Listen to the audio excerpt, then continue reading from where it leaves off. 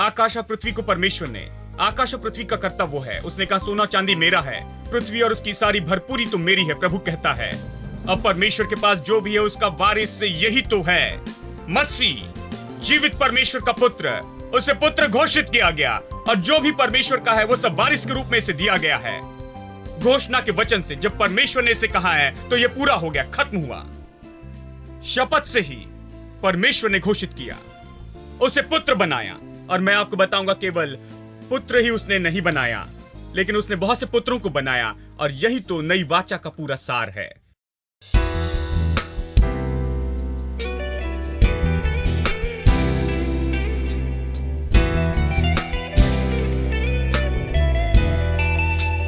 You are my refuge. You are my fortress.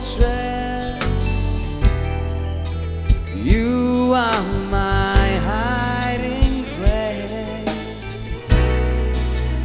You are my God.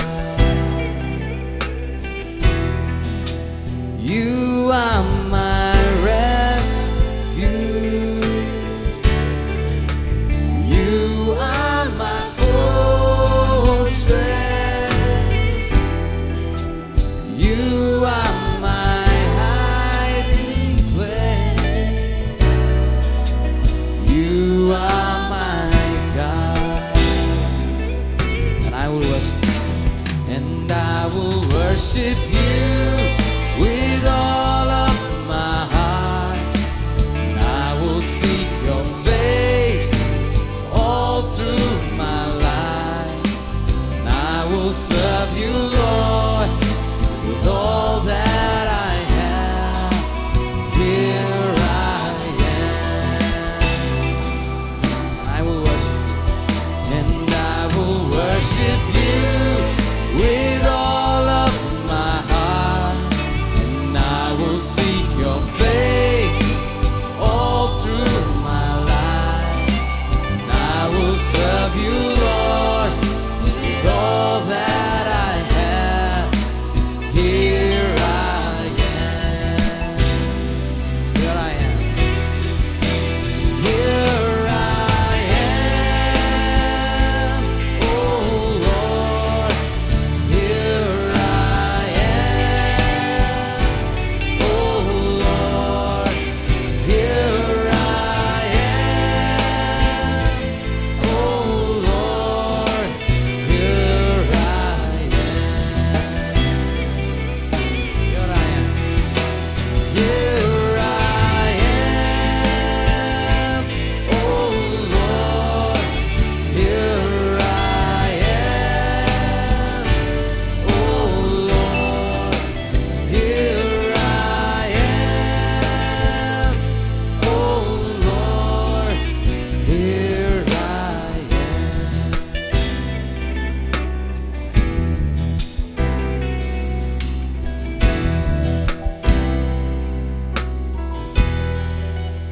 You are my refuge.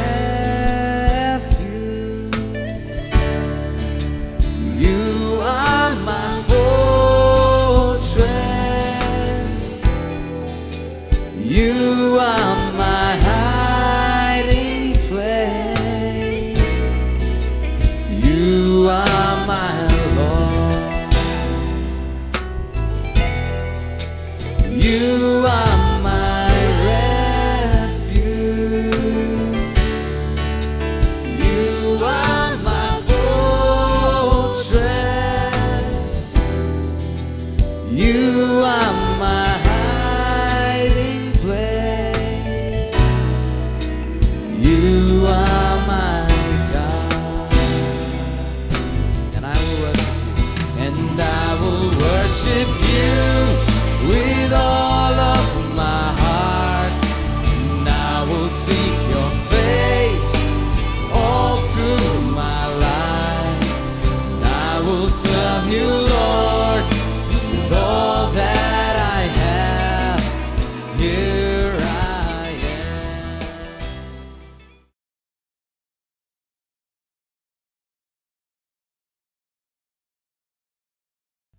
am. मैं कहानी बताता था एक भाई की जो उन दिनों में इंग्लैंड में गए थे। जानते हैं, वो बहुत मुश्किलों में से जा रहे थे और कोई इंग्लिश भाई आए। उन्होंने कहा, तुम हमारे देश में आओ, मैं तुम्हें नौकरी दूंगा और हम तुम्हारी मदद करेंगे। तो इस भाई की मां ने सारी संपत्ति बेचकर उसके लिए टिकट खरीदी और मतलब वो जहाज से गया। उन दिनों में वहां पर बैठ गया।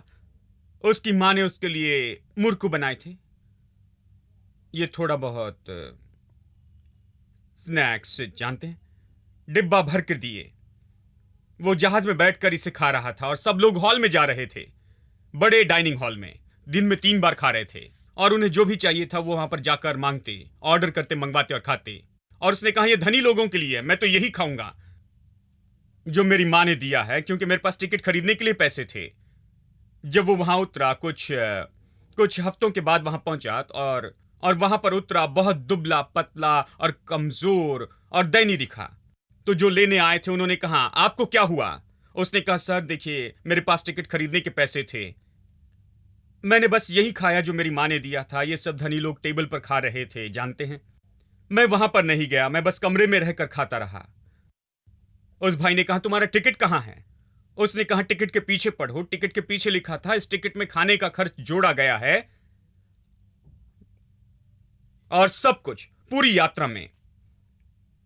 मैं आपसे कहता हूं कि स्वर्ग में ऐसे बहुत से लोग होंगे जिनके पास बाइबल थी, हमेशा उनके हाथों में लिए चलते थे, इस तरह से अपने शेल्फ में रखते थे, सिरहाने के नीचे रखते थे, हर जगह पर, लेकिन कभी परवाह नहीं की। हालांकि इसे पढ़ा भी है, कुछ लोगों ने इसे पढ़ा है, लेकिन उन्होंने कभी इसे पूरी तरह नहीं पढ़ा। उन्होंने समझने के लिए नहीं पढ़ा, उन्होंने नहीं पढ़ा कुछ पाने की आशा में, उन्होंने इसे नहीं पढ़ा इसे लीगल कॉन्ट्रैक्ट के रूप में, वाचा के कॉन्ट्रैक्ट के रूप में, जिस पर यीशु के लहू की मोहर लगी हो। उन्होंने इसे इस तरह नहीं पढ़ा, उन्होंने इसे धार्मिक किताब के रूप में पढ़ा। दिन में कुछ अध्याय पढ़े और सोचा कि प्रभु इससे खुश हो जाएगा। उन्होंने इसे लीगल डॉक्यूमेंट जैसे नहीं पढ़ा जो उन्हें कुछ चीजों की गारंटी देता है। उन्होंने इस तरह से नहीं पढ़ा। जब वो स्वर्ग में जाएंगे तो कहेंगे, उनसे प्रभु कहेगा, पढ़ो। वो कहेंगे, पृथ्वी पर ये सारी आशीषें नहीं पाई, वो पा सकते थे, लेकिन उन्होंने इसे कभी नहीं देखा एक लीगल डॉक्यूमेंट के रूप में कि इसे पढ़े और इसे समझे। यही समस्या है, देखिए। जी हां, ठीक है, यानी आप सब कुछ रहते हुए भी गरीब रह सकते हैं, क्योंकि आप नहीं जानते कि इसे कैसे ले। आप इसे लेकर इसका उपयोग करना नहीं जानते हैं। देखिए, इस्राएली लोग ऐसे ही थे, उनके पास वाचा थी। परमेश्वर ने इब्राहिम से कहा था, जानते हैं इब्राहिम से क्या कहा था? मैं सर्वशक्तिमान प्रभु हूं। इसका अर्थ है, चिंता ना करना, तुम्हारी देखभाल करूंगा। जानते हो मैं कौन हूं? मैं सर्व सामर्थी हूं, मैं तुम्हारे लिए सब कुछ संभव करूंगा। सब संभव है, जीवन में किसी बात की चिंता ना करना। मैं सर्व सामर्थी परमेश्वर हूं। यह एक वाक्य वाचा के कॉन्ट्रैक्ट के लिए काफी था। अब बाकी की सारी 5 किताबें जो पुरानी वाचा में थी, पुराने नियम में, ये तो केवल विवरण था कि वो सर्व सामर्थी परमेश्वर क्या करेगा। परमेश्वर केवल एक वाक्य में वाचा बता सकता था, मैं सर्व सामर्थी परमेश्वर हूं। इसका अर्थ है, मुझे कोई डर नहीं, चिंता करने के लिए कुछ नहीं। इस पूरे संसार में कोई चीज मुझे नहीं डरा सकती, क्योंकि सर्व सामर्थी परमेश्वर मेरी ओर से है। उसने समझना चाहिए था, और परमेश्वर ने उससे बहुत सी बातें की और बहुत से विवरण दिए, लेकिन वो फिर भी, जानते हैं, उसके बाद की पीढ़ी, उसने बच्चों को सिखाया, बच्चों के बच्चों को, लेकिन बात यह है कि वो जल्दी ही इसे भूल गए, और फिर जब वो मिस्र में गए तो वो बहुत ही कम याद कर पाए। फिर मिस्र में मैं देख सकता कि कैसे प्रार्थना की, और जान सकता कि उन्हें कुछ पता नहीं था। बाइबल कहती है कि वो परमेश्वर को पुकार उठे। वो परमेश्वर के सामने रो रहे थे। मतलब आज जैसे लोग रोते हैं, उसी तरह प्रार्थना की, जैसे इस शहर में होता है। वो परमेश्वर को पुकार उठे और फिर उन्होंने कहा कि प्रभु, हमारा रोना क्यों नहीं सुनता। ये बहुत से लोगों जैसे ही है।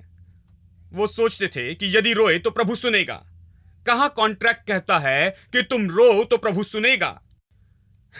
प्रभु का कॉन्ट्रैक्ट ये नहीं कहता कि रो तो वो सुनेगा। प्रभु का कॉन्ट्रैक्ट कहता है कि मांगो तो मिलेगा। प्रभु का कॉन्ट्रैक्ट कहता है कि तुम्हें सब कुछ दे दिया गया है। प्रभु का कॉन्ट्रैक्ट कहता है कि तुम परमेश्वर की संतान हो और सर्वसामर्थी परमेश्वर तुम्हारी ओर से है। लेकिन वो प्रभु को पुकारते रहे, सर्वसामर्थी प्रभु कहां है? ये प्रभु कहां है? ये मेरा रोना नहीं सुनता है। तो 430 साल बाद प्रभु उन्हें बचाने के लिए आया, इसलिए नहीं कि प्रभु ने उनका रोना सुना था। बाइबल कहती है कि परमेश्वर ने इब्राहिम के साथ अपनी वाचा स्मरण की। देखिए, प्रभु तो बहुत सटीक है, वो पॉलिसी का व्यक्ति है। वो कहता है, मैंने कॉन्ट्रैक्ट किया, उसे हमेशा याद रखूंगा और हमेशा उसे पूरा करूंगा। तुम रो सकते, भीख मांग सकते, चिल्ला सकते, आप कह सकते प्रभु मेरी पुकार क्यों नहीं सुनता, वो नहीं सुनेगा।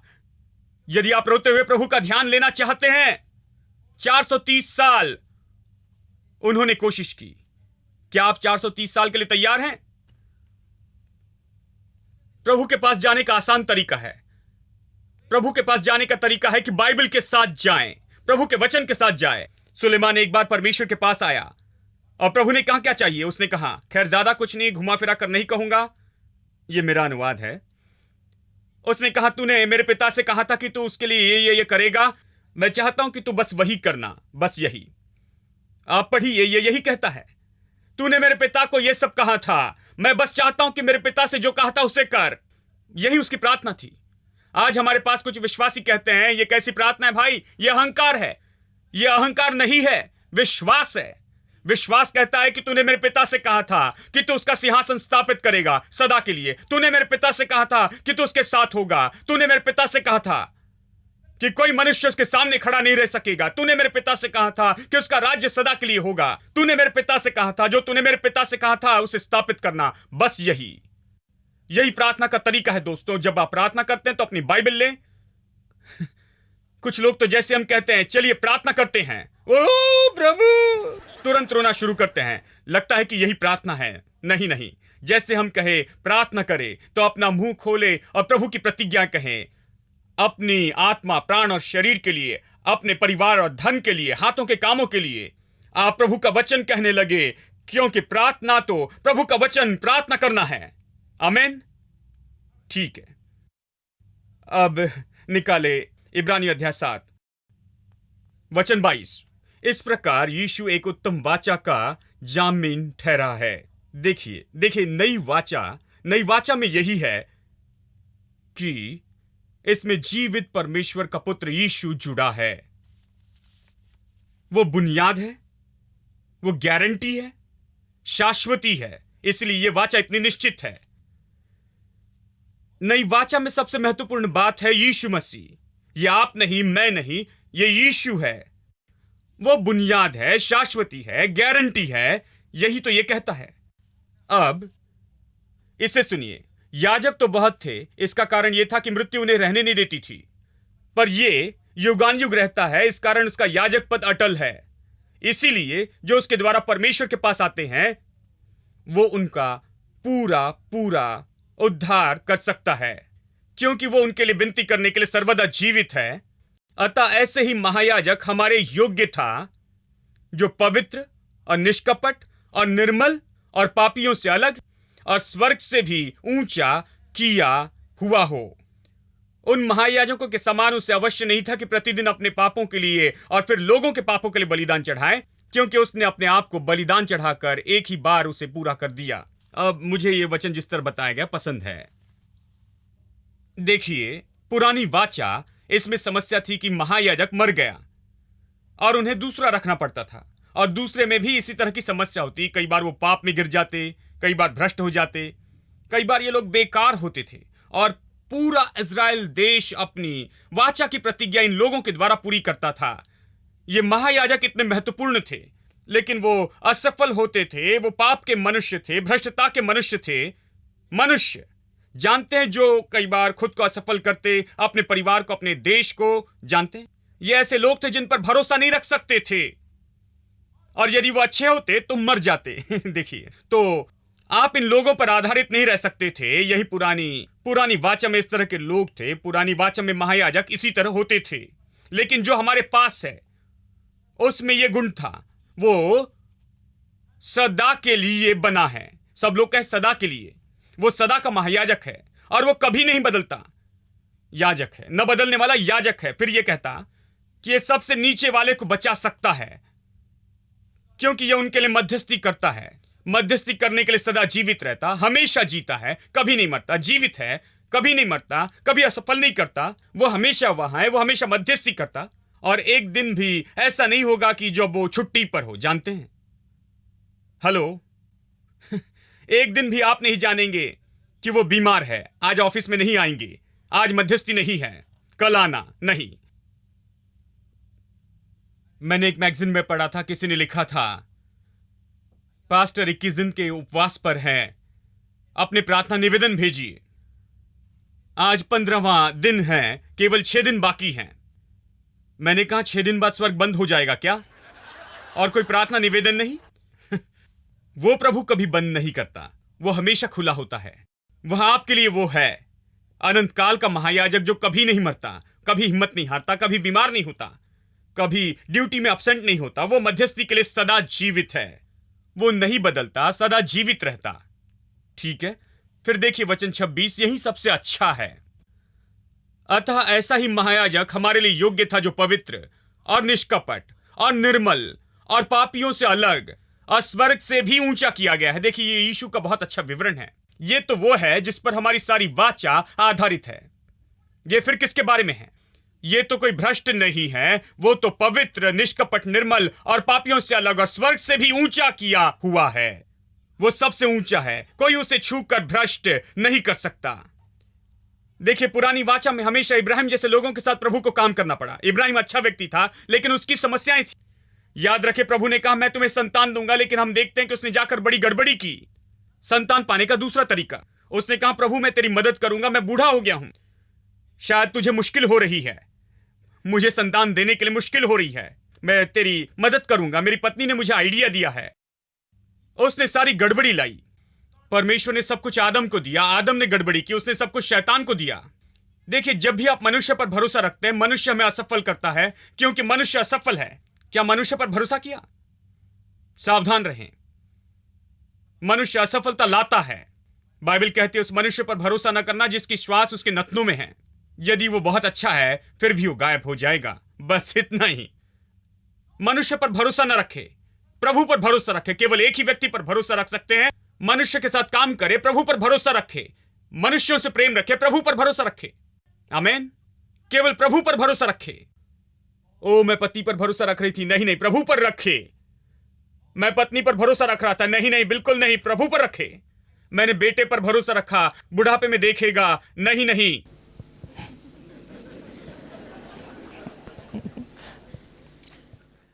गलत आदमी पर भरोसा रखा, प्रभु पर रखें। समाज में यही तो समस्या है, वो ये सुनने के लिए चर्च में नहीं आते हैं। प्रभु पर भरोसा रखें, प्रभु पर, क्योंकि परमेश्वर आपको कभी नहीं छोड़ेगा। वो आपको न कभी छोड़ेगा न कभी त्यागेगा।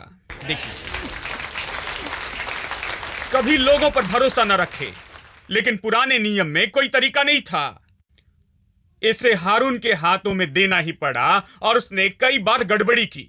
इसे देना पड़ा आदम के हाथों में, फिर इब्राहिम के हाथों में, और नूह के। उसने कितनी गड़बड़ी की।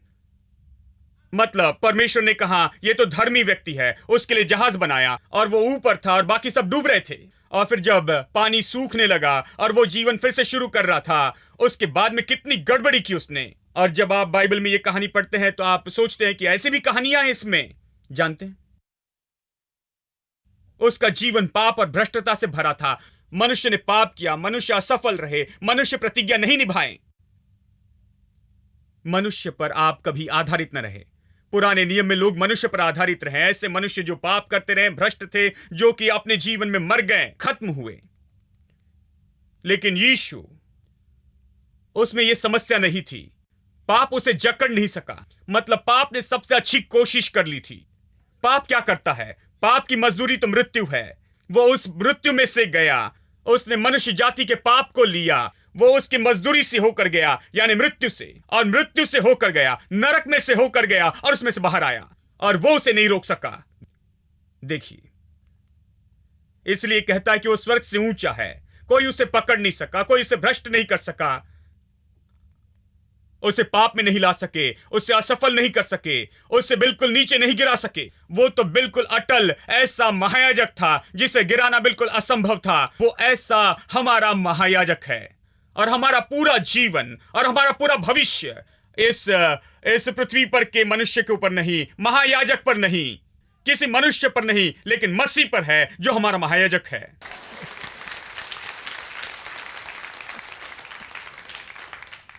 अब इसे देखिए, मैं यही तो बताना चाहता हूं। अब देखिए वो कहता है वचन 28, क्योंकि व्यवस्था तो निर्बल मनुष्यों को महायाजक नियुक्त करती है। मैं यही तो कह रहा था, पुराने नियम में यही समस्या थी, लेकिन वो महिमा में थी इतनी कमजोरियों के बावजूद।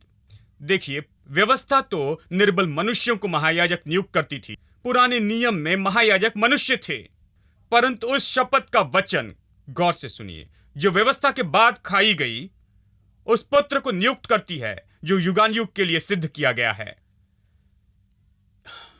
यही तो पुराने और नए नियम में सबसे बड़ा फर्क है। पुरानी तो मनुष्य पर आधारित थी, जिसके अंदर बहुत सी कमजोरियां थी, लेकिन नई, जो कि परमेश्वर ने खुद अपनी घोषणा से, अपने वचन से उसने सब कुछ बनाया। वही परमेश्वर जिस दिन उसने यीशु को मुर्दों में से जिलाया है, उसने कहा तू मेरा प्रिय पुत्र है।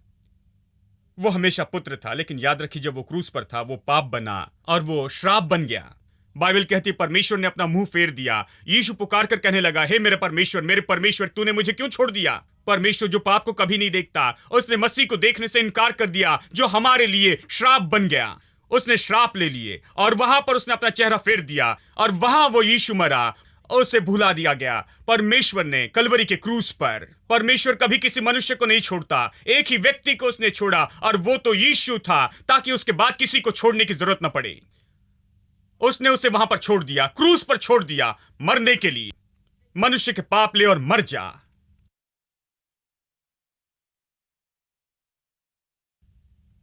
और तीसरे दिन यीशु नरक में था, उसकी आत्मा नरक में गई। बाइबल कहती है तीसरे दिन परमेश्वर ने उसे देखा, उसने मुर्दों में से जिलाया। जब उसने देखा कि छुटकारे का काम पूरा हुआ और खत्म हुआ, वो उसे मुर्दों में से जिलाने वाला था। उसने उसे मुर्दों में से कैसे जिलाया? बिल्कुल वैसे जैसे उसने संसार बनाया, अपने शब्दों से। उसने उसकी ओर देखा जैसे उसकी आत्मा नरक में थी। और बाइबल कहती है, बाइबल में बहुत जगह कहती है, भजन में हम इसे देखते हैं, प्रेरित अध्याय 13 में हम इसे पढ़ते हैं। उसने उसकी ओर देखा और उसने कहा, यह कहना उसे बहुत पसंद था। वो कहता है तू मेरा पुत्र है। हम इसे कई बार देखते हैं।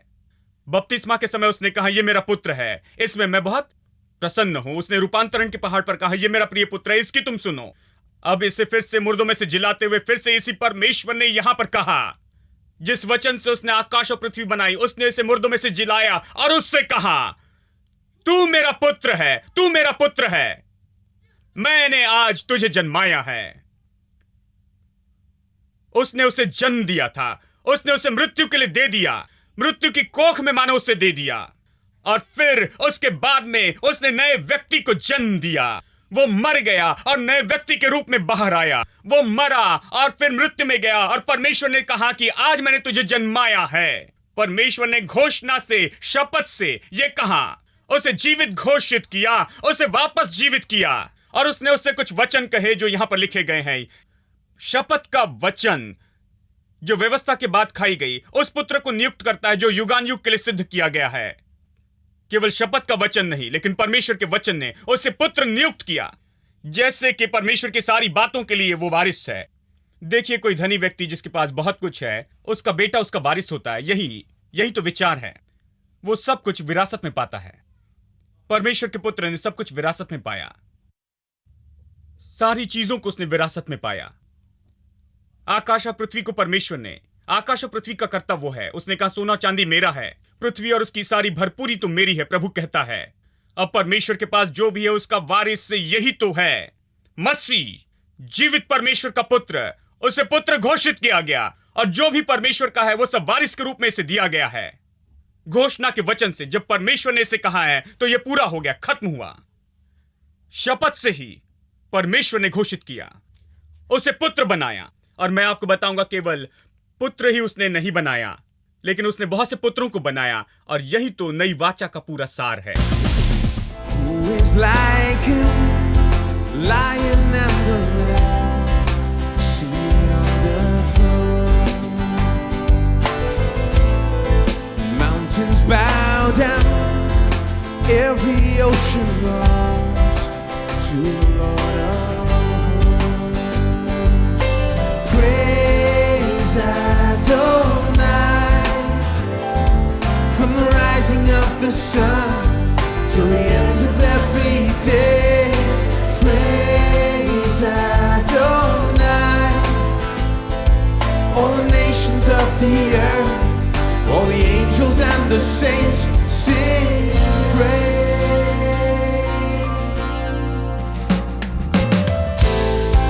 Who is like him, the Lion and the Lamb, seated on the throne? Mountains bow down, every ocean roars to the Lord of hosts. Praise Adonai. From the rising of the sun till the end of every day. Praise Adonai. All the nations of the earth, all the angels and the saints sing praise Adonai. From the rising of the sun till the end of every day. Praise Adonai. All the nations of the earth, all the angels and the saints sing praise.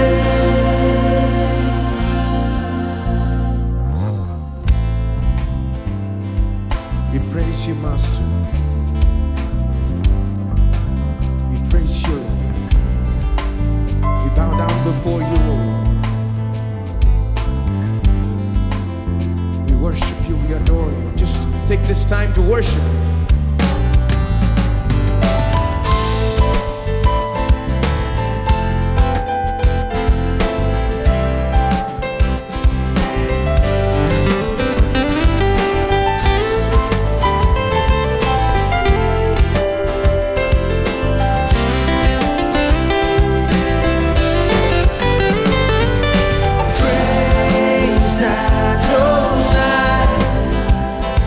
From the rising of the sun to the end of every day.